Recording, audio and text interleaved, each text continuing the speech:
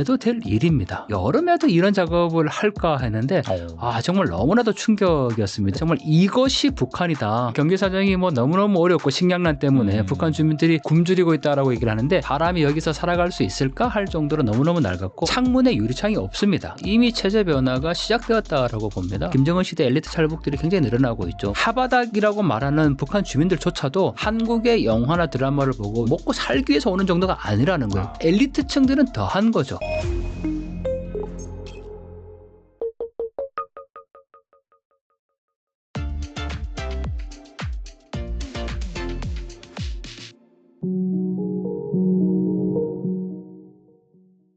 네, 강동원 교수님 모셨습니다. 안녕하세요. 네, 안녕하십니까. 네, 또 교수님 모시고 현재 이 북한 상황 한번 알아보도록 할 텐데요. 교수님께서는 이 북한 사람들이나 북한 내부를 직접 취재하시고 하시잖아요. 보니까 지난 여름 김포 애기봉 정만대에서 이 북한 주민들의 현재 모습을 직접 촬영해서 보고 오셨던데 여기에 대해서 좀 말씀해 주신다면요. 그동안 제가 북중 국경에 가서 이 압록강과 두만강 건너에 있는 북한을 주로 촬영을 했고 그걸 통해서 북한 주민들이 지금 어떻게 살아가고 있는지 또 북한 내부가 어떤 상황인지 이런 파악을 주로 했었는데요. 지금은 이제 갈 수 없는 상황이다 보니까 그러면 어디를 가야 북한을 촬영할 수 있고 또 볼 수 있을까 이렇게 고민하다가 국내에도 여러 다양한 통일 전망대가 있거든요. 거기에서 보면 북한 내부가 보이는데 뭐 제가 계절별로 이렇게 계속 가서 촬영을 하고 있는데요. 사실 여름에는 특별한 게 없을 거라고 생각을 했습니다. 왜냐하면 너무 날씨가 이제 뜨겁고 또 뭐 햇볕이 내리쬐고 하다 보니까 야외 활동 자체가 어렵지 않습니까? 그런데 참 놀랍게도 그 영상 제가 촬영한 영상을 보면 북한 주민들이 나와서 이제 일을 하고 있는 모습이 보입니다. 그 한여름 땡볕에 나와서 그런데 그 일이 제가 이제 탈북민께 여쭤봤더니 그 퇴비를 이제 옮기는 작업인데 한국에서는 굳이 안 해도 될 일입니다. 왜냐하면 한국은 이제 비료도 있고 또 굳이 그 일을 한다고 하더라도 농기계가 있기 때문에 뭐 금방 이제 옮길 수 있는 일인 거죠. 그런데 볏짚을 한 곳에 이제 쌓아놨고 그걸 물과 이렇게 오랫동안 이제 섞어두면 한국도 예전에 그런 방식으로 이제 농사를 지었다고 해요. 네. 그렇게 오랫동안 두면 그게 이제 퇴비가 되는데 그 퇴비를 일일이 지게에 옮겨서 밭으로 이제 뿌리고 있는 작업을 하고 있었습니다. 사실 이거는 북한에서 이제 거름 전투라고 얘기를 하거든요. 한겨울에 가면 그 신년 뭐 3월에 이제 새롭게 농사를 짓기 위해서 북한의 뭐 땅심이 이제 좋지 않으니까 그런 방식의 거름 전투를 하고 있는 거는 제가 뭐 자주 볼 수 있었죠. 근데 여름에도 이런 작업을 할까 했는데 정말 너무나도 충격이었습니다. 그래서 제가 정말 이것이 북한이다. 2025년 7월에 이렇게 농사를 짓고 있는 그런 상황들을 저희가 과연 어떻게 이해해야 될까? 참 너무나도 이제 좀 충격이었던 장면들이 있고 또 여전히 그 북한을 촬영하면 구호가 있습니다. 왜냐하면 그 구호에 따라서 어떤 북한 정책의 방향이라든지 또는 북한사의 변화를 읽어낼 수가 있는데 하지만 여전히 변하지 않는 거는 북한의 모든 마을마다 세워져 있다는 영생탑이 있습니다. 영생탑. 네, 이 영생탑에는 위대한 김일성 동지와 김정일 동지는 영원히 우리와 함께 계신다. 이 구호는 항상 똑같고 이 마을마다 반드시 영생탑을 세워놓는데 역시 이 마을에도 그 영생탑을 또 확인할 수가 있었고 또 참 흥미로운 표가 쌀로서 우리 당을 받들자입니다. 쌀로서 우리 당을 받들자. 네, 정말 너무 황당한 표지 않습니까? 아니 지금 북한의 경제 사정이 뭐 너무너무 어렵고 식량난 때문에 북한 주민들이 굶주리고 있다라고 얘기를 하는데 쌀로서 당을 받들자라는 구호가 세워져 있다라는 거죠. 참 그런 모습들을 보면 이게 같은 시대를 살아가고 있는 것이 맞는가 이런 회의감이 들 정도로 너무나도 좀 충격적인 장면이었고. 근데 이 쌀로서 뭐 당을 받들자라는 문구가 예전에도 있었던 거예요, 그러면? 쌀로서 이제 당을 받들자, 뭐 강철로 당을 받들자. 그러니까 직군별로 이게 그 예를 들면 뭐 제철소 같은 경우에는 당연히 강철로 당을 받들자 이렇게 세워지고 지금 농촌이다 보니까 이제 쌀로서 당을 받들자죠. 왜냐하면 한 해 동안 자신들이 그 수확해야 될 할당량이 있습니다. 그러니까 반드시 그걸 관철을 해서 이 당에 바치겠다라는 그런 의지를 이제 표현한 건데 아니 북한이 본인들 먹을 것도 지금 없어서 매일같이 북한이 식량난이다 이렇게 얘기를 하면서 정작 농사를 그렇게 힘들게 지어서 그 수확물을 당을 위해서 바친다라는 게 얼마나 참 비인간적인 것인가를 다시 한번 확인해 볼 수가 있는 부분이었는데 이 쌀로서 당을 받들자 이 구호 참 이해하기 어려운 구호였습니다. 근데 이게 아무래도 국경 인근 지역이고 우리나라 통일 전망대가 있는 걸 알고 그러다 보니까 이 가시거리에 있는 네. 그런 곳은 어느 정도 좀 꾸며질 가능성, 좀 잘 보이기 위해서 좀 컨셉이라든지 그런 게 있을 가능성이 있는데 그런 것들을 감안해서라도 그런 상황이면은 실제는 더 심각하다 그렇게도 볼 수 있는 건가요? 저도 사실 좀 많이 놀랐던 게요. 이 북한이 뭐 체제 경쟁을 더 이상 하지 않는다는 거를 자인한 것으로도 이제 볼 수가 있는데 방금 말씀 주신 것처럼 한국에서 분명히 보인다는 것을 알고 있을 겁니다. 네, 뭐 네. 그냥 육안으로 봐도 그렇고 또 저희가 사용하는 뭐 망원렌즈가 아니더라도 뭐 흔히 이 북한의 모습들을 확인할 수가 있는데 일단 그 접경 지역에 있는 집 자체가 너무나도 낡았습니다. 이게 정말 뭐 사람이 여기서 살아갈 수 있을까 할 정도로 너무너무 낡았고 심지어는 한 3층, 4층 정도 되는 이 연립주택이라고 북한에서 얘기를 하는데 창문에 유리창이 없습니다. 그러면 뭐 사람이 살고 있지 않는 그냥 폐건물이냐 이렇게 생각할 수도 있지만 네. 또 그 창문에 보면 뭐 옥수수라든지 뭐 이불이라든지 이런 또 가재 도구를 또 걸어놨어요. 그래서 사람들이 이제 주민들이 살고 있는 곳이라고 할 수가 있는데 그럼에도 정말 너무나도 열악한 건물의 형태를 볼 수가 있어서 야 이게 예전에 뭐 7, 80대처럼 서로 남북한이 체제 경쟁을 하면서 뭐 우리 잘 살고 있다. 뭐 심지어는 그 깃발도 가장 그 높은 곳에 서로 높이 경쟁을 했을 정도로 뭐 그런 체제 경쟁은 이제 하지 않는 것으로 볼 수가 있고 이미 끝났지 않습니까? 뭐 남북한이 지금 체제 경쟁을 한다라는 거는 거의 사실 이제는 뭐 의미가 없는 얘기인 것 같고 북한도 그걸 너무 잘 알고 있기 때문일까요? 뭐 접경 지역에 뭐 이렇게 남한에 보여주기 위한 뭐 그런 시설물들은 사실 거의 없는데 하지만 그 통일 전망대에 가보면 그 마을이 선전 마을이다라고 이렇게 표현은 되어 있습니다. 선전 마을 네네, 보여주기 위한 맞습니다. 그런, 네. 네네. 그러니까 과거의 선전 마을로 분명히 조성한 거는 맞지만 그걸 계속해서 뭐 개량한다든지 리모델링한다든지 이런 작업들을 하지 않기 때문에 이렇게 계속 낡아 있는 그 모습 그대로를 볼 수가 있고 뭐 심지어는 저희 생각에도 그렇지 않습니까? 이 한국에서 분명히 자기들을 보고 있을 거라고 생각을 하면 김정은이 거기다가 뭐 자신들이 개발했다는 뜨락도루 트랙터라고 얘기를 하는데 그 뜨락도루 뭐 분명히 갖다 놓을 수도 있는 거고 뭐 그렇게 농사를 잘 짓고 있는 거를 보여줄 수도 있을 텐데 또 그렇게 뭐 하지는 않습니다. 그러다 보니까 어떻게 보면 네 정말 거기까지 뭐 그런 걸 신경 쓸 여력이 사실 뭐 없다라고도 볼 수도 있고 뭐 이미 이제 거의 뭐 방치된 상태라고도 볼 수 있죠. 하지만 중요한 거는 철책은 다릅니다. 저희가 매번마다 갈 때 느끼는 거는 항상 철책이 새롭게 선다는 거예요. 그러니까 기존의 철책이 있다면 그 앞뒤로 역시 2중, 3중의 철책을 세우고 또 우리 군대 갔다 오신 분들 잘 알지만 철책에 보면 그 흔적 표시라고 하죠. 누군가가 이제 그걸 밟으면 그 발자국이 이제 남는 형태로 모래를 이렇게 깔아놓지 않습니까? 뭐 그런 부분들도 이 철책의 전기 철조망들 왜냐하면 그 전기를 흐르게 하는 그 애자가 이렇게 달려 있는 걸 볼 수가 있거든요. 그래서 그런 철조망들은 계속해서 뭐 감시 장비는 늘어나고 있지만 이러한 북한 주민들이 살고 있는 집의 개량이나 뭐 리모델링 이런 거는 거의 하지 않고 북한도 알 것 같아요. 뭐 그거 아무리 잘 만들어놔 봐야 뭐 북한이 경제적으로 식량난이라든지 어렵다라는 것을 이미 세계가 다 알고 있는 사실인데 뭐 굳이 거기에다가 그렇게 뭐 남한에 보여주기 위해서 선전 마을을 뭐 대량으로 꾸미고 그럴 것 같지는 않습니다. 그 포기를 하고 대신에 절대 탈북을 못하도록 그렇죠. 완전히 철저하게 이제 다 방비를 마련하겠다 그런 의도네요. 사실은. 맞습니다. 사실 그 철조망이나 이런 거는 외부로부터 이제 뭐 침입해 오는 적을 방어하기 위한 차원인데 이 남북한의 접경은 그런 의도보다는 오히려 탈북을 막기 위한 용도로 볼 수가 있죠.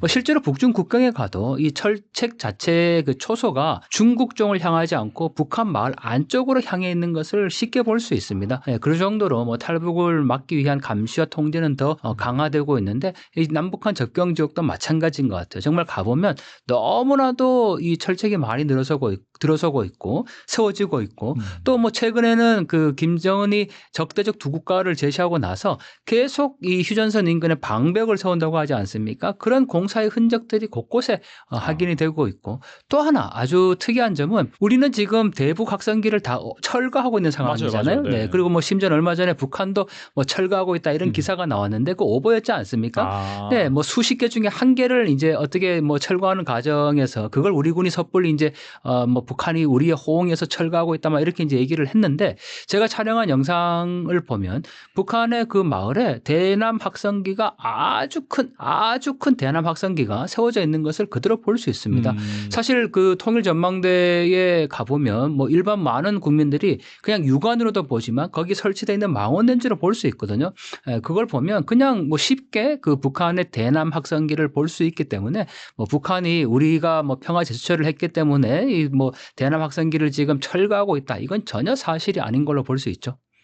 그리고 이 정책 실패 책임이 엘리트들에게 전가되고 수청이 반복되면서 이 고위층조차 불안감을 느끼고 탈북하는 사례가 많이 늘어나고 있는데 실제 통계를 보니까 이 김정일 시대보다 김정은 시대 고위층 인사수가 탈북한 고위층 인사수죠. 3배 이상 증가했다라고 하더라고요. 이런 엘리트의 이탈 현상, 이 체제 변화의 신호로도 볼 수 있을까요? 저는 체제 변화의 신호라기보다 이미 체제 변화가 시작되었다라고 봅니다. 왜냐하면 이 엘리트의 그 탈북이라는 거는 사실 그 북한 체제 내에서 지금까지 탈북을 한 그 사람들을 보면 뭐 양강도라든지 또는 함경북도라든지 이렇게 국경 지역 일부 지역에 한정된 북한 주민들이 주로 이제 탈북을 했는데 말씀 주신 것처럼 김정은 시대 엘리트 탈북들이 굉장히 늘어나고 있죠. 뭐 심지어는 해외 대사관에서도 직접 탈북을 한 대사 외교관들도 있고 하니까 자, 그 얘기는 굉장히 불안하다는 거죠. 왜냐하면 우리가 북한 체제를 볼 때 뭐 상위 엘리트층들에게는 최고의 대우를 해준다. 그리고 그들을 위한 뭐 모든 조치 혜택은 다 준다. 그래서 이 아래층 북한 주민들은 이제 하바닥이라고 얘기를 하는데 그 하층민들이 이제 경제적으로 뭐 살기 어렵고 또 다른 살기 어렵기 때문에 뭐 탈북을 했다 이렇게 생각할 수 있지만 지금 아니라는 거예요. 이미 하바닥이라고 말하는 북한 주민들조차도 한국의 영화나 드라마를 보고 외부 정보에 이제 노출이 됐고 자기 자녀를 더 좋은 곳에 가서 공부시키고 싶다는 마음에 탈북하는 경우도 있습니다. 또 뭐 20대, 30대 같은 경우에는 한국의 그 미디어 영향을 받고 내가 저런 나라에 가서 한번 살아보면 좋겠다라고 해서 탈북하는 경우도 있고요. 그러니까 이미 그 북한 일반 주민들의 탈북의 양상도 바뀌어지고 있다라는 거죠. 예전처럼 뭐 먹고 살기 위해서 오는 정도가 아니라는 거예요. 그렇다면 엘리트층들은 더한 거죠.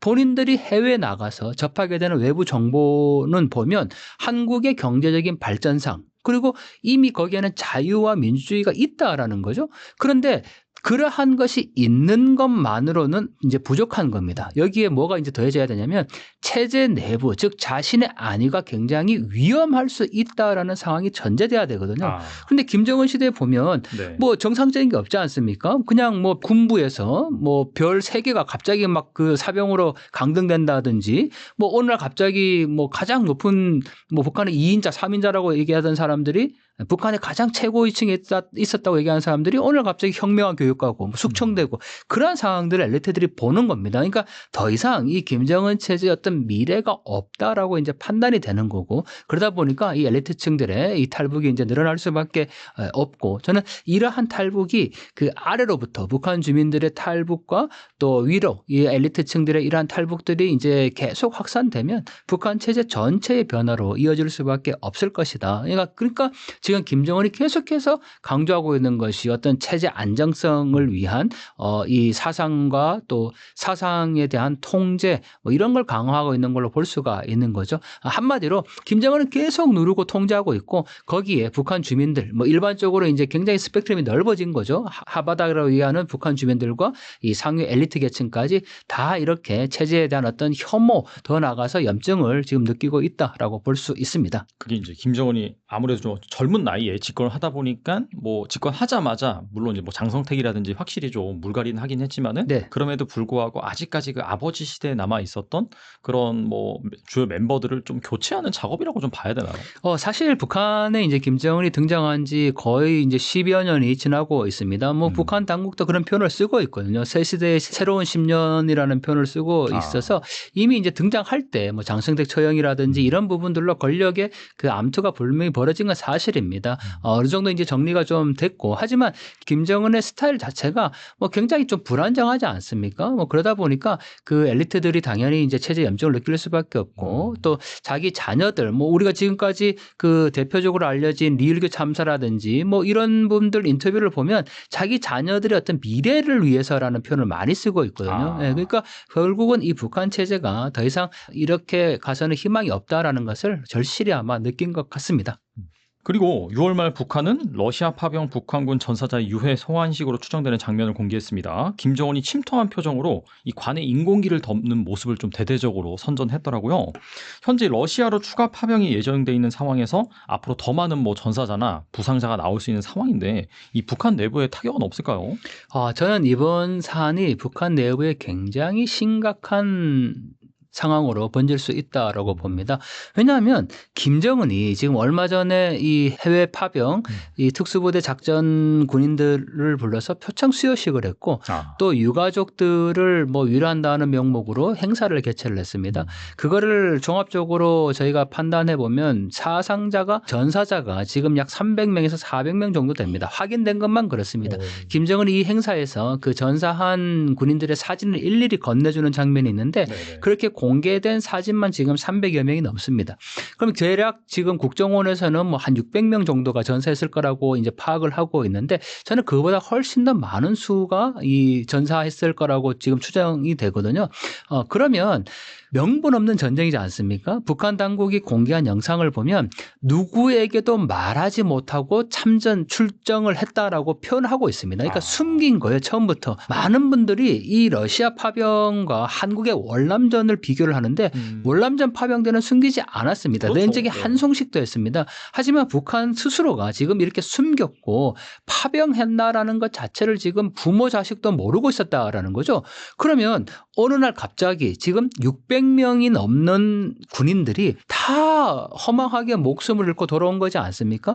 그 600명의 가족까지 추정하면 거의 몇천 명, 몇만 명이 지금 여기에 연루가 되어 있는 겁니다. 관계되어 있다라는 거죠. 그런 사람들이 어떻게 북한의 김정은 체제에 대해서 불만을 갖지 않을 수가 있겠습니까? 뭐 어떤 분들은 이 북한의 어떤 세뇌 교육 때문에 그 나가서 전사한 것을 영웅이라고 여기고 뭐 너무 뭐 우리가 생각하는 그런 시선으로 보면 안 된다라고 얘기를 하지만 인지상정이죠. 아무리 국가가 이들의 죽음을 영웅으로 만들고 자신의 조국을 위해서 목숨을 바쳤다 이렇게 영웅시하더라도 내 남편이 죽은 겁니다. 이제 18살 때 내 아들이 죽은 거예요. 그렇죠. 네. 근데 그거를 아무리 세뇌 교육을 받았다고 하더라도 정말 이 내 남편과 내 아들이 국가를 위해서 죽었으니까 난 너무 행복하다 이럴 수 있겠습니까? 많은 분들이 자꾸 북한 체제를 특이하게 보는 거는 저는 맞다고 생각해요. 왜냐하면 우리가 완전 다르잖아요. 하지만 그렇다고 해서 인간의 가장 기본적인 본성까지 외면하면 안 되는 거거든요. 저는 그래서 이게 분명히 600명의 전사를 한 거에 대해서 지금 김정은이 굉장히 위기감을 느낄 수밖에 없고 그러다 보니까 그 반대급부로 자꾸 이런 행사를 하는 거예요. 심지어는 표창 수여식도 했죠. 그리고 2번에 걸쳐서 지금 유가족들을 위로하는 자리를 만들었죠. 그리고 김정은이 101명의 전사자에 대해서는 일일이 심지어는 무릎까지 꿇으면서 그 표창을 훈장을 이렇게 걸어주는 장면이 나옵니다. 사실 그 김정은의 지금 뭐 건강 상태나 몸주로 봐서는 굉장히 힘든 일이었거든요. 101번을 꿇어앉았다가 일어서서 그 휘장을 걸어준다라고 하면 그 쉽지 않은 일입니다. 그러한 모습도 보이고 더군다나 김정은이 몇 번이고 눈물을 흘립니다. 뭐 저는 당연히 이제 악의 눈물이라고 표현하는데 그렇게 눈물을 흘리면서 보여주는 이 자애로운 지도자의 이미지 이걸 통해서 계속해서 영웅 만들기를 하고 있다는 거죠. 그 얘기는 반대로 이러한 전사자에 대한 어떤 슬픔과 사회적인 분위기 자체가 너무 지금 정권에 대한 불만으로 이어지고 있다라는 것을 오히려 보여준다라는 거죠. 그렇지 않겠습니까? 뭐 북한이 침략을 받았습니까? 북한 내부에서 전쟁을 했습니까? 아니잖아요. 남의 나라 전쟁에 명분 없는 전쟁에 이름도 알 수 없는 그런 나라에 가서 그것도 부모나 뭐 아내에게 다 숨기고 일반 주민들한테 다 숨겼잖아요. 지금 밝혀지니까 겨우 이렇게 지금 막 영웅 만들기로 하고 있는 거지 숨기려고 했던 거 아닙니까? 그러다 보니까 당연히 북한 내부에 그런 민심이 흉흉할 수밖에 없고 이러한 사회적인 분위기를 지금 다독이고 하기 위해서 지금 이러한 그 유가족과 관련된 행사를 하고 있는 것이 아닌가 볼 수 있죠.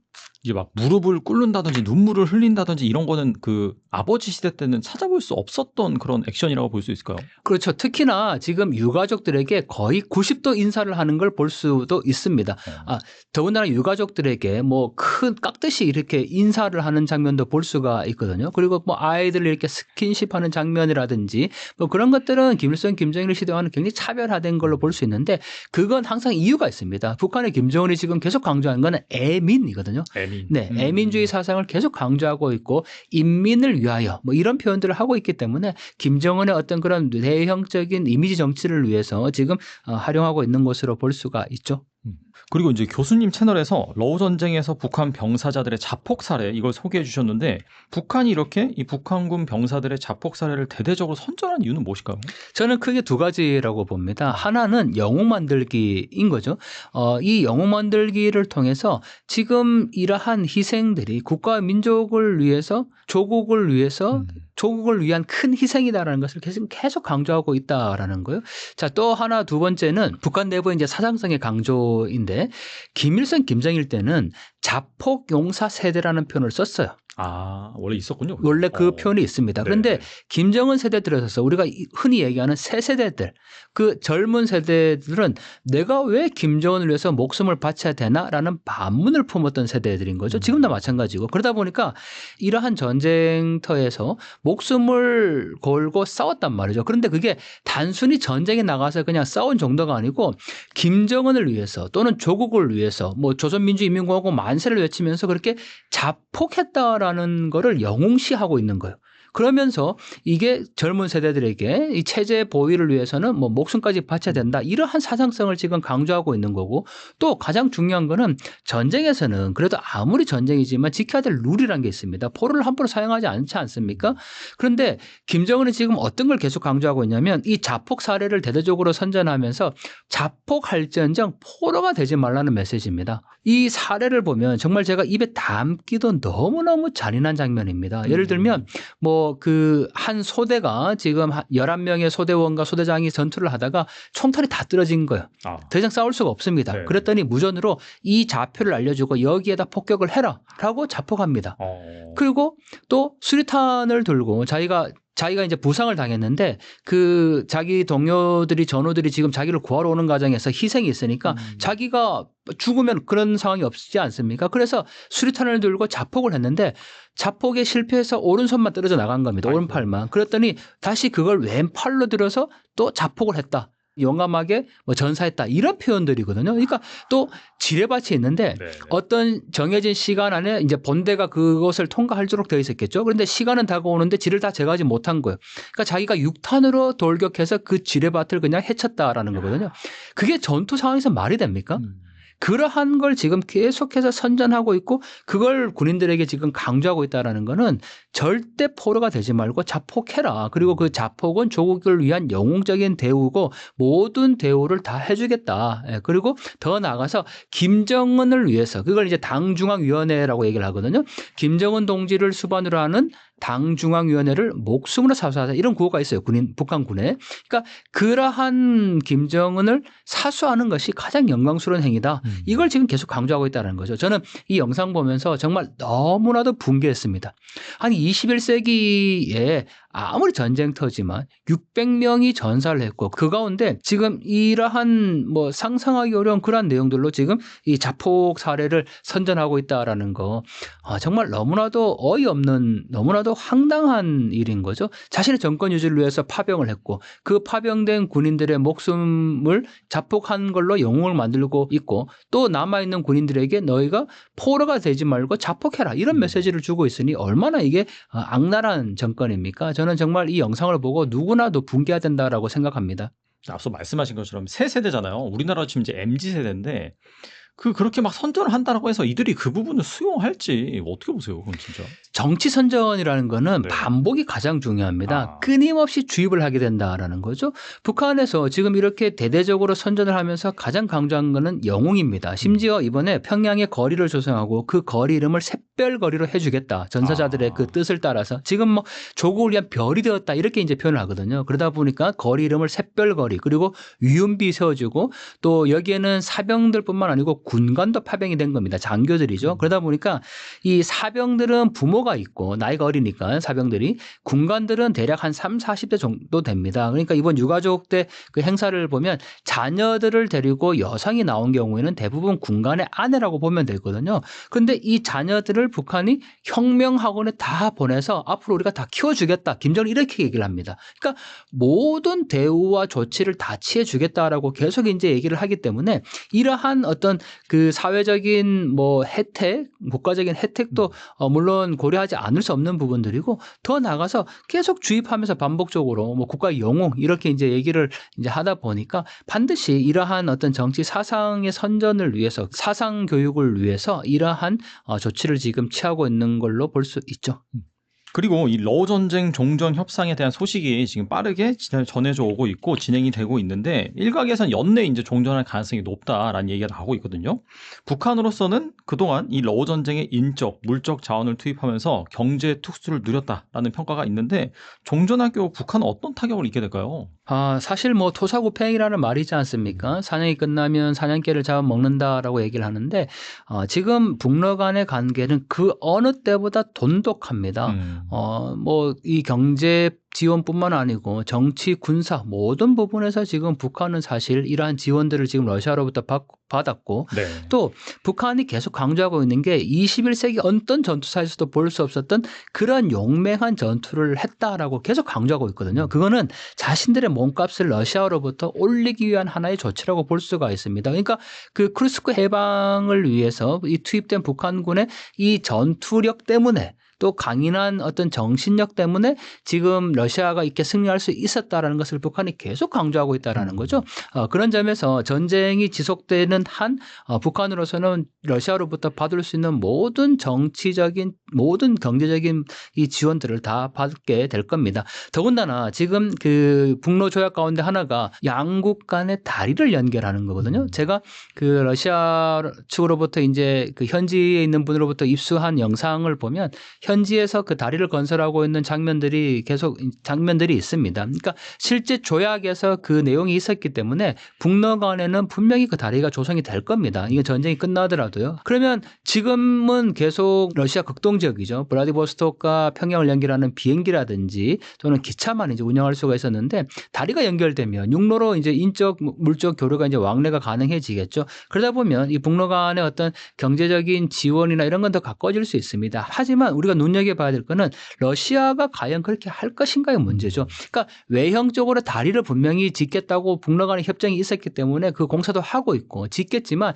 그 다리를 이제 누가 어떻게 통과할 것인가의 문제인 거죠. 뭐 어떤 물자가 얼만큼 들어가냐가 가장 중요할 텐데 과연 북중 간의 어떤 코로나 이전 시기에 북중 간에 교류했던 그 정도의 물량이나 어떤 지원들이 이 북러 간에 이루어질 것인가? 저는 굉장히 회의적이라고 보거든요. 뭐 러시아 굳이 그렇게 할 필요가 없지 않습니까? 종전이 되면.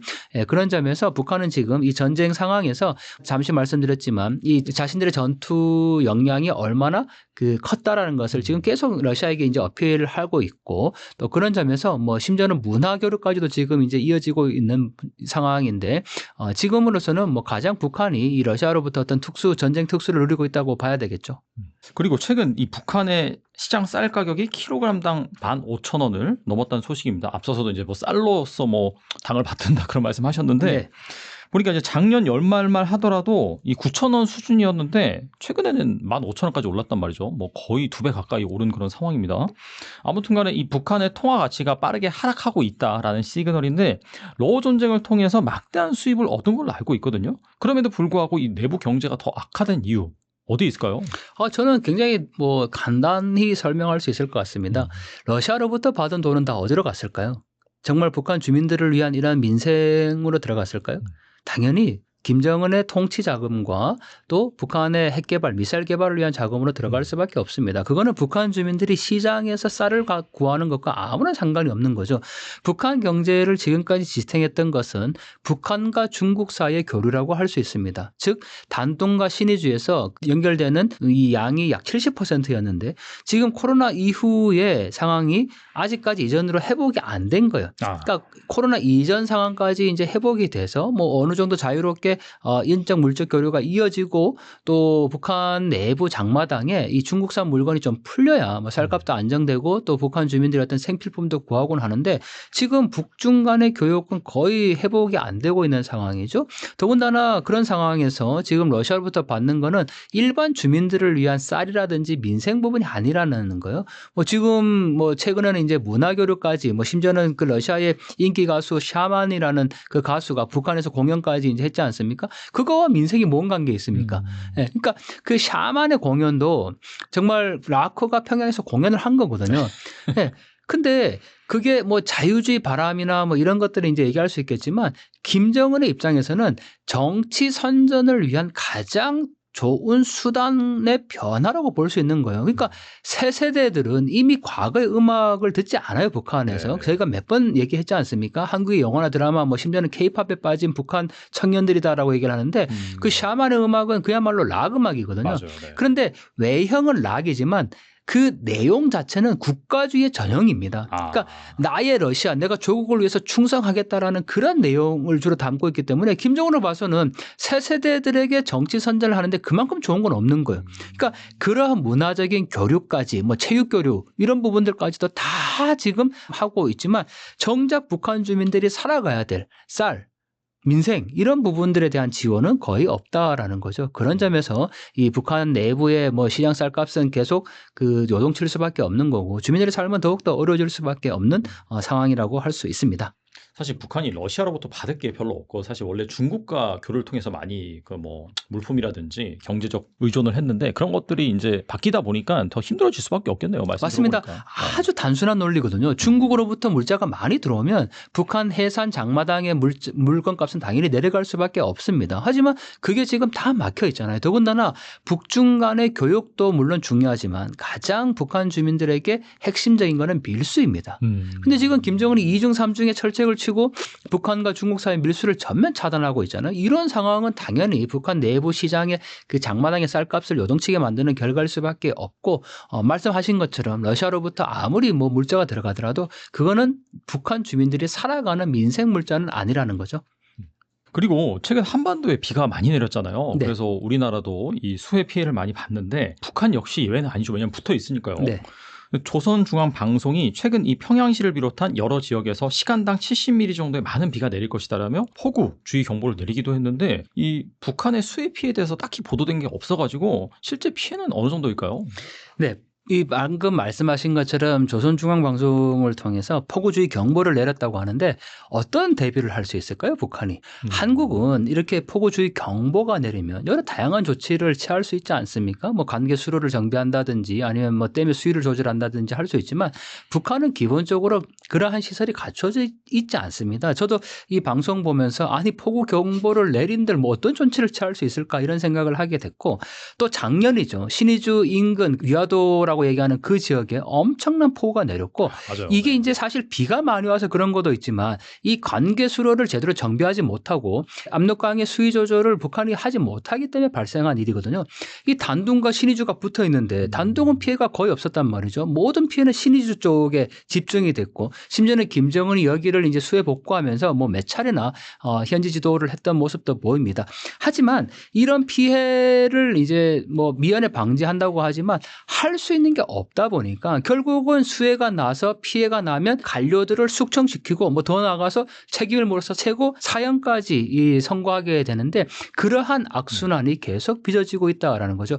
사실 누구의 잘못입니까? 뭐 이게 북한이 관계수로나 어떤 홍수에 대비할 수 있는 자연재해에 대비할 수 있는 거를 하면 되지만 뭐 북중 국경에서도 그렇고 우리 접경 지역에서도 보면 북한의 모든 산에 나무는 없지 않습니까? 뭔가 홍수를 미연에 방지할 수 있는 시스템 자체가 갖춰져 있지 않습니다. 그런데 결국은 이렇게 피해가 날 수밖에 없는 상황에서 피해가 나면 또 애꿎은 관료들에게만 이렇게 책임을 묻고 하니까 이런 악순환이 이제 계속되고 있고 뭐 김정은이 그 신의주 위화도 지구의 수해 복구가 끝나서 인민들을 위한 뭐 최상의 그 시설을 만들어냈다. 그리고 이제 방벽까지 조성을 했다라고 해서 김정은이 직접 그 방벽에 서 있는 영상까지 공개를 북한이 했거든요. 그런데 지금 이 단동에서 바라보는 신의주의 모습은 여전히 계속 계속 공사를 하고 있습니다. 공사가 끝난 게 아니에요. 그런데 이미 지금 뭐 북한이 굉장히 강조하는 거는 단기간 속도전이지 않습니까? 뭐 한 달 만에 집을 뚝딱 세우고 뭐 3개월 만에 모든 수해 시설을 다 정비했고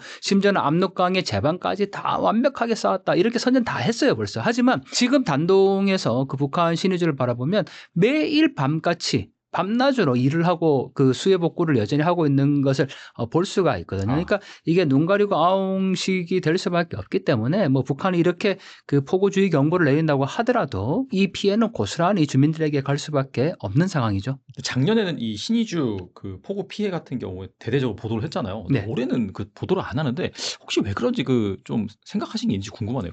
북한의 언론이라는 건 우리처럼 공개되어 있지 않습니다. 네, 사실 네. 이제 뭐 한국의 언론도 이미 이제 정부 자체를 취사 선택하는 그런 상황이 되었고, 근데 북한은 자신들의 치적을 이제 강조를 해야 되는데 네. 작년에 신의주 수해는 정말 엄청나게 큰 규모였거든요. 그거는 단둥에서 보면 이미 다 보이는 겁니다. 그거는 북한이 공개하지 않을 수가 없는 거예요. 숨길 수가 없는. 그렇죠. 그러다 보니까 북한이 당연히 그걸 공개를 했고 또 그 공개하는 과정에서 가장 부각되는 건 뭐였습니까? 김정은이 심지어는 고무보트 타고 현장에 직접 갔다. 그걸 계속 보여주고 있잖아요. 맞아요. 네, 그러니까 네네. 수해 자체가 나면 그걸 뭐 인민들을 위해서 뭘 하겠다 이런 개념보다는 김정은이 거기에 어떻게 했는가 이걸 계속 강조한다라는 거죠. 그래서 김정은이 직접 몇 차례 현지도를 가서 여기를 복구하겠다라고 강조를 했으니까 당연히 그 이후에 모든 이 초점은 신의주 복구가 어떻게 진행되고 있고 그것이 당의 방침으로 얼마나 주민들에게 그 효과가 있었는가 그걸 강조하게 되는 거죠.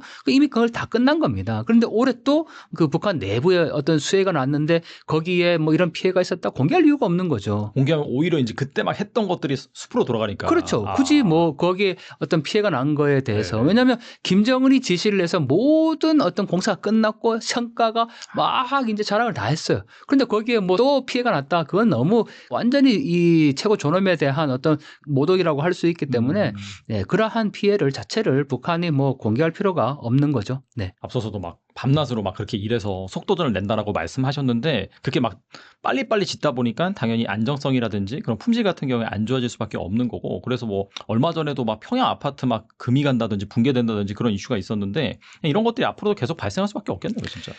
그렇죠. 기본적으로 북한의 건설이라는 거는 뭐 굉장히 취약할 수밖에 없습니다. 굳이 다른 사례를 들지 않아도 그 신의주 수해 복구 작업 과정에서 중국에서 촬영한 영상 일부가 공개가 됐거든요. 뭐 저 개인적으로도 그 유튜브에서도 공개를 했는데 네. 보고 있으면 정말 저게 70년대 건설 방식도 저렇게는 하지 않았을 거다라고 볼 수 있는 장면들이 많습니다. 심지어는 북한에서 공개한 사진과 영상들을 보면 김정은이 그 자리 현지 지도를 왔거든요. 그런데 우리가 이제 비계라고 얘기를 하는데 건설하는 건물에 이렇게 올라갈 수 있는 그런 구조를 우리는 이제 크레인이나 뭐 그런 걸로 통해서 새로 이 철근으로 만든 비계를 사용해서 이 계단을 만들어서 이제 작업자들이 이제 거기 올라가곤 하는데 거기 김정은이 왔음에도 불구하고 나무로 만든 다리입니다. 네, 그 정도니까 뭐 다른 건설 현장은 말할 것 없겠죠. 네네. 네, 그러니까 뭐 당연히 부실 공사라고 봐야 되는 거고 제가 참 안타까운 거는 이 북한이 계속해서 자꾸 건물을 짓고 뭐 김정은 시대 성과다 치적이다 이렇게 이제 자랑하고 심지어는 뭐 가장 고층 빌딩 뭐 50층 이상도 지금 계속 짓지 않습니까? 그런데 정말 통일되면 나중에 다 허물어져요. 그건 누가 살겠습니까? 뭐 내진 강도 이런 내진 설계, 내진에 대한 거 뭐 이런 안전에 대한 거 전혀 없는 상황인데 지금 자꾸 저렇게 이 보여주기식 건축물을 세우고 있다라는 거니까 참 안타까운 현실이죠. 네. 최근 평양에 짝퉁 스타벅스나 북한판 이케아 같은 서구식 소비 매장이 등장했다라고 하더라고요. 북한이 이런 서구식 소비 문화를 의도적으로 들어오는 배경은 무엇일까요? 저는 이거 보면서 역시 김정은이다 이런 생각을 했거든요. 얼마나 이율배반적이지 않습니까? 매일같이 뭐 미제국주의라고 욕하고 뭐 미제를 부시자, 집부시자 뭐 이렇게 이제 선전하면서 정작 평양 시내 한가운데는 이렇게 스타벅스 상품이 유통되거나 심지어는 또 짝퉁 스타벅스를 만들었어요. 스타벅스 리저브 매장이 있는데 그거를 그대로 지금 카피를 해가지고 지금 또 판매하고 있는 것이 보여졌거든요. 네네. 자, 이러한 것들이 과연 북한 일반 주민들이 여기를 이용할 수 있을까요? 이게 랑랑 애국 금강관이라고 해외에서 이제 관광객들이 들어오면 주로 이용할 수 있는 외화 상점으로 이제 되고 있고 또 평양의 아주 일부 계층들이 이용할 수 있는 그런 곳입니다. 뭐 커피 한 잔에 지금 그 $10가 넘는 뭐 그런 곳인데 와. 과연 누가 여기에서 지금 북한 주민들 중에 누가 이곳을 이용할 수 있습니까? 이런 점에서 본다면 소비 문화의 변화라기보다는 북한 당국이 위화를 벌기 위한 뭐 다양한 방식들을 취하고 있는 걸로 볼 수가 있고, 또 하나는 뭐 정말 앞서 잠시 말씀드렸지만 이 김정은의 어떤 이율 배반적인 모습들, 물자가 없잖아요. 결국 중국으로부터 들어올 수밖에 없는 거거든요. 그렇죠. 그러니까 네. 이 상류층들이나 뭐 그 외국인 관광객들을 위한 물자 자체가 필요하다 보니까 중국에서부터 이러한 물자는 들어오고 있지만 그 앞서 뭐 장마당 시장 쌀값도 얘기 우리가 했는데 뭐 그러한 북한 주민들의 어떤 민생과는 전혀 관계없는 그러한 이 조치라고 볼 수가 있는 거죠. 보니까 그 러시아 기자가 그 막상 그 북한의 그런 뭐 관광지구라든지 가서 촬영을 했는데 네. 뭔가 다 의도된 연출인 것 같다. 뭐 그런 식으로 또 이제 폭로를 해가지고 네. 파장이 있었는데 이런 부분이 어떻게 본다면은 그 부작용이라고 볼 수 있겠네요, 사실. 그렇죠. 사실 러시아 기자가 촬영한 것은 이제 원산 갈마지구 준공식이었는데 김정은이 가장 강조하는 지적 중에 하나가 바로 그곳입니다. 이 원산 갈마지구를 준공식을 했고 뭐 전국에서 인민들이 근로자들이 모여와서 여기에서 이제 휴양을 즐기고 있다 이렇게 이제 선전을 했단 말이죠. 그런데 러시아 기자가 직접 가서 이제 했단 말이죠. 그런데 그 준공식 때 러시아 대사도 참석을 합니다. 그러다 보니까 이제 기자가 갈 수밖에 없었는데 김정은 수는 두 가지를 노렸겠죠. 하나는 정말 그 러시아 관광객들을 비롯해서 해외 관광객들을 통해서 외화를 버는 것, 그걸 노렸을 거고, 또 하나는 지금 북한이 하고 있는 거, 그러니까 내부적으로 인민들을 위해서 일하 휴양시설까지 만들었다라는 거죠. 그런데 휴양시설을 만들어서 뭐 전국 각지에 지금 인민들이 와서 뭐 휴양을 즐기고 있다, 이게 계속 북한 방송에 나오고 있거든요. 그런데 러시아 기자 눈에 봤을 때는 이게 의도된 거라는 거죠. 당연한 거지 않겠습니까? 과연 그러한 휴양시설에 뭐 우리가 생각하는 북한 주민들이 자유롭게 와서 휴양을 하고 그렇게 할 수 있을까요? 못하죠. 예, 당연히 그러다 보니까 의도된 연출을 할 수밖에 없었을 거고, 그게 러시아 기자에 이렇게 딱 포착이 됐던 거겠죠. 같은 사람이 계속 그 자리에서 반복하고 있거나, 뭐 같은 사람이 계속 뭐 당구를 치고 있고, 뭐 이런 이제 그 상황들이 나타날 수밖에 없었던 건데, 그만큼 이 북한 내부에 김정은이 하는 그 정책의 어떤 성과를 강조하기 위한 이러한 정치 선전이 계속 이루어지고 있는 거죠. 이번에 그 80주년 중국의 정승절 행사에 김정은이 이제 네. 참석한다라고 밝혔거든요. 네. 근데 사실 보면은 김 위원장의 중국 방문은 6년 만이고 북한 최고 지도자가 중국 열병식에 참석하는 도 66년 만이라고 하고, 또 그리고 그동안의 딱 흐름을 보면은 이 북한이 중국이랑 사이가 이제 안 좋아지고 러시아에 붙었다라는 그런 플로가 계속해서 나왔거든요.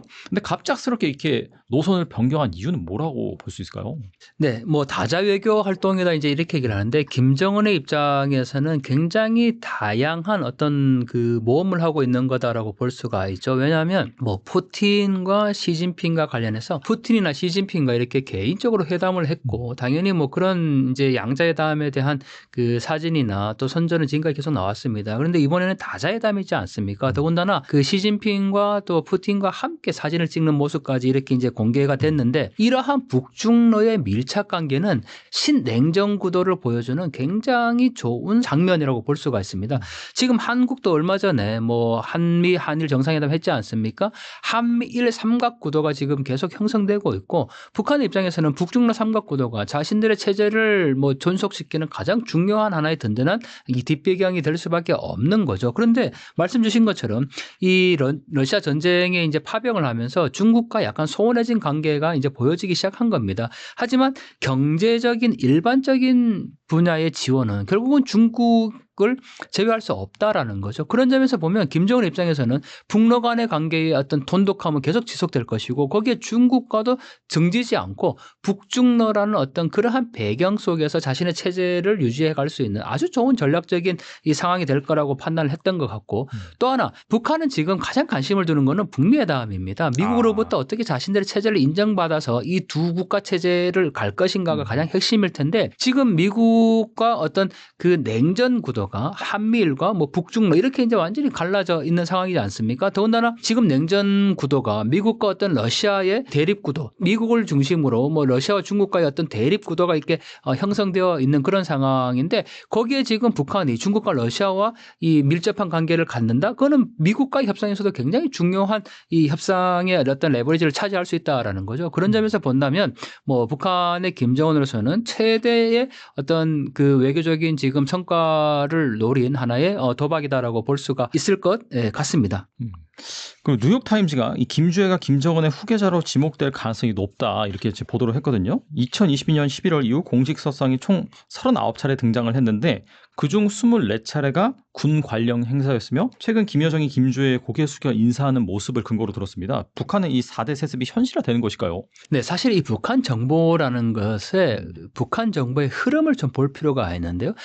지금은 이제 뉴욕타임즈가 그 보도를 했다고 하는데 또 얼마 전에는 일본의 NHK에서 이렇게 김주애의 후계설이 확실하다 뭐 이런 보도가 이제 나오면서 또 이러한 논의가 이 국내 언론에 많이 이제 논의가 됐습니다. 저는 이게 이제 북한 정보의 흐름이라고 보는 건데요. 그러니까 여기 뉴욕타임즈와 NHK 방송에서 이런 기사를 냈을 때 누가 이러한 조사를 했는가가 중요합니다. 또 누가 이 기사의 그 정보 소스인가가 중요한데 예를 들면 NHK 같은 경우에는 한국의 특정 그 연구자의 인터뷰를 기반으로 이 기사를 냈단 말이죠. 근데 그 특정 연구자는 김주애의 4대 세습을 기정사실화하고 있는 주장을 하고 있습니다. 그러다 보니까 그러한 원소스를 받아서 NHK가 이제 보도를 하면 마치 한국에서 그냥 NHK 자체적으로 그런 어떤 정보나 뭐 소스를 받아서 그렇게 김주애가 확실히 됐다. 이렇게 이제 판단을 하고 또는 그렇게 외신에서 발표를 했기 때문에 굉장히 신뢰가 있는 것처럼 그걸 또 인용 보도를 하거든요. 그렇죠. 그러니까 네, 그게 네. 이제 북한 정보의 하나의 흐름인데 근데 그 원소스를 따라가 보면 결국은 국내 학자의 주장을 NHK 외신이 받아서 그거를 보도를 하고 그 보도를 다시 국내에서 이제 이렇게 조금 부각을 시킨다라는 거죠. 그런 점에서 보면 이렇게 4대 세습이 확정되었다라고 볼 만한 어떤 그 원소스는 사실 없는 거고 뭐 예를 들면 북한 내부의 어떤 문건이라든지 뭐 우리가 파악하지 못하는 그런 정보를 가지고 얘기를 한 게 아니라는 거죠. 저는 그런 점에서 계속해서 자꾸 그 김주애 4대 세습설이 나오고 있는데 저는 이 김정은의 어떤 통치를 강화하기 위한 김정은의 이미지 정치를 위한 하나의 수단으로서 김정은은 활용되고 있을 뿐이다라는 주장을 여전히 하고 있거든요. 그래서 아직까지 뭐 나중에도 마찬가지지만 이 여성으로서 김주애가 4대 세습에 통해서 후계자가 되고 뭐 그걸 북한의 어떤 최고 지도자가 된다라고 저는 절대 생각하지 않습니다. 그렇게 될 수도 없고요. 또 그렇게 해서도 안 되는 부분들이고요. 그런 점에서 우리가 북한 정보의 그 흐름을 좀 우리가 파악하면 좋을 것 같고 외신에서 보도했다. 그 외신 보도의 원소스가 어디인지를 좀 정확히 볼 필요가 있을 것 같습니다.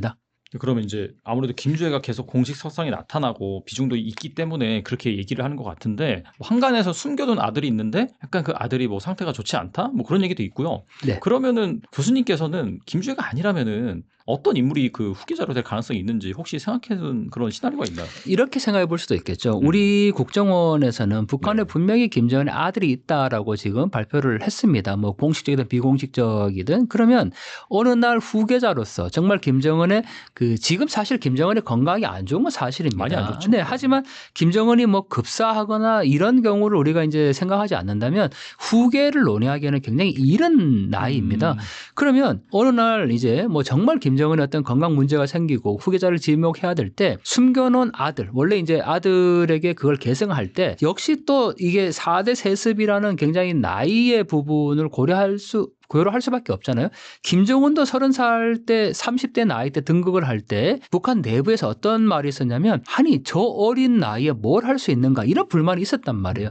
제가 알고 있는 어느 탈북민은 이렇게도 얘기합니다. 본인이 군대에 있었는데 이 최고 지도자라는 거는 최고 존엄이라는 거는 일반 사람들과 달라야 되는 거죠. 그러다 보니까 과거에 가장 대표적인 예가 뭐 김일성이 나뭇잎 타고 천지 건너고 이런 얘기가 나오는 겁니다. 네. 전지전능해야 되는 거예요. 최고 존엄은. 그래서 이 탈북민이 증언을 한 걸 들어보면 김정은이 최고 지도자 등극할 때 30대 그 나이 때 이미 군대 내에 그런 영웅 최고 지도자에 대한 이 선전물이 배포가 됐는데 그걸 보면서 사람들이 생각했다는 거예요. 아니 이게 정말이야? 사실이야? 이렇게 의문을 품었다라는 거죠. 자 그러면 지금 만약에 김정은이 김주애를 4대 세습의 후계자로 지목을 했단 말이죠. 북한 주민들이 그걸 받아들일까요? 10대 어린아이에. 그다음 더군다나 또 북한 내에서 가장 지금도 여전히 북한 사회에 깔려있는 그 남존 여비가 너무나도 강하게 작동하고 있는데 북한의 아무리 최고 존엄이 지도자가 하더라도 여성이라는 거를 과연 북한 주민들이 받아들일 수 있을까요?